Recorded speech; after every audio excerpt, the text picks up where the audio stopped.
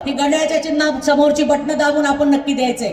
मला तुम्हाला एकच सांगायचंय, आज जी दादांना लोक आरोप करतायत, जी भारतीय जनता पार्टीमध्ये गेलीत, हे कुणाच्या तालमीत तयार झालेले लोक आहेत याचा विचार आपण करा। दादांच्या आणि पवार साहेबांच्या नेतृत्वाखाली तुम्हाला त्यांनी संधी दिली, तुम्हाला महापौर केलं, स्टँडिंग चेअरमन केलं, उपमहापौर केलं, अनेक पदं दिली, 3-3, 4-4 वेळा तुम्हाला नगरसेवक केलं। पण आज तुमचं पोट भरल्यानंतर तुम्ही दुसऱ्याच्या दारात जाऊन उभं राहिलात। पण अडचणीच्या काळात दादांच्या मागे ही सर्वसामान्य जनता उभी राहिल्याशिवाय राहणार नाही। आणि विकासात्मक निर्णय घेणारे आमचे अजितदादा त्यांना येत्या महापालिकेत 128 पैकी ही सत्ता येण्यासाठी जास्तीत जास्त नगरसेवक ही निश्चित निवडून देतील।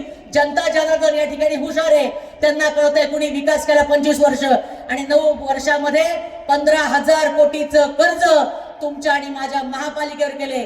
जी महापालिका तुमची माझी गावं, तुमची माझी शहरं, उद्या तुमच्या माझ्या मुलांचं भवितव्य काय, जागतिक कीर्तीचे कॉलेज, चांगल्या संस्था तुमच्या माझ्या शहरात आणण्याचा प्रयत्न केलाय।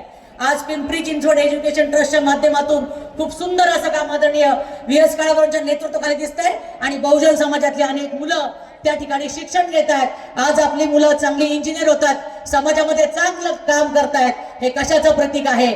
ही विकासाभिमुख काम करणारी राष्ट्रवादी काँग्रेस पार्टी हिला पिंपरी चिंचवड महानगरपालिकेमध्ये आपण प्रचंड मताधिक्याने पाठवायचे। प्रभाग क्रमांक 14, प्रभाग क्रमांक 15 या भागातील 8ही उमेदवार